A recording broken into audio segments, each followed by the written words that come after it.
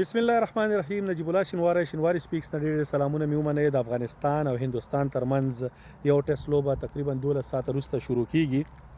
ګورئ سکواډ باندې مزه خبرې ونه کړې چې دا داسې سکواډ سلیکشن و چې لکه هغه موږ چې خپلو کې تر زامن سره یو ځای شو سکواډ جوړ کړو، تم راځه خپل خپلوان یا سلسله پکې واچوه.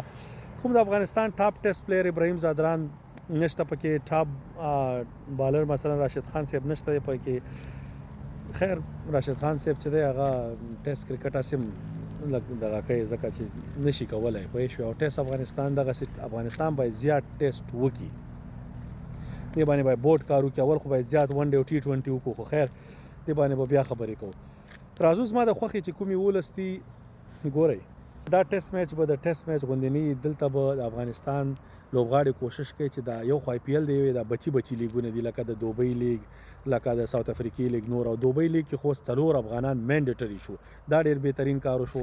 نو زمونږ پلیران به کوشش کوي چې داسې لوبه وکړي چې هغه T20 هغه بچو لیګونو ته ځان وردن نه کړي. نو د دې خاطره رحمان الله ګربز صاحب خو یو اوپنر سو T20 ون ډے بهترین پلیر دی. ټیسټ کرکټ کې I still think افغانستان د پاره دا یو ډېر بهترین ټیلنټ رحمان الله ګربز دی. مګر دی به ګوره سوریه‌ونشي ته وګوري که د 15 نه د 18-19 کالو به هر شاټونه ډېر ښایسته او ذمهوارۍ سره لوبه کوي. رحمان الله ګربز صاحب چې دی ذمهوارۍ سره لوبه نه کوي وروره، کینې د سره ایجیلیټي شته، هر قسم شاټس ورسره شته.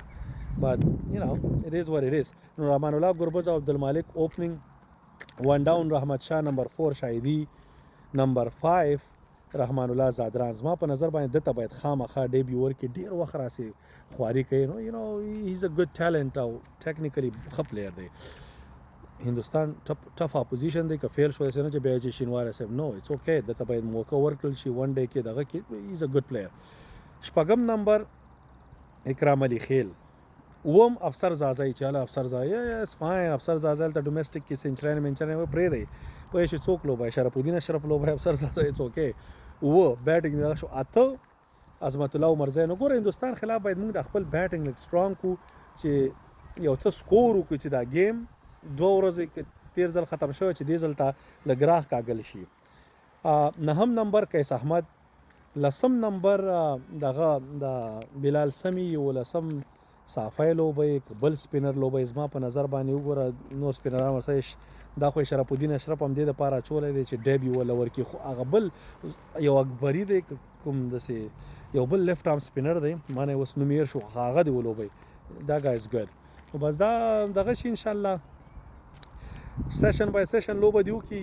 ټف اپوزیشن دی، که یو معجزه وشي وبه ګټو، کینې هندوستان نه ګټل ټیسټ کرکټ اسانه خبره نه. موږ غواړو د افغانستان هره لوبه موږ وګټو، خو نه کېږي. بعضې ریئلسټیکلی چې دی زموږ چانس دی کې نشته. په ون ډے او T20 کې موږ ښه مقابله کولی شو، خو ټیسټ کرکټ د 15 ورځو لوبه ده.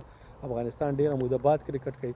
معلومات به وشي د افغانستان د بریا په هیله، او هیله چې بس ښه سی لوبه وکړي لکه ټیسټ کرکټ ته ښه د ټیسټ کرکټ غوندې وکړي، ښه ښایسته پریکټس مو وکړي د انډیا بالرانو خلاف، د انډیا په پیچونو باندې.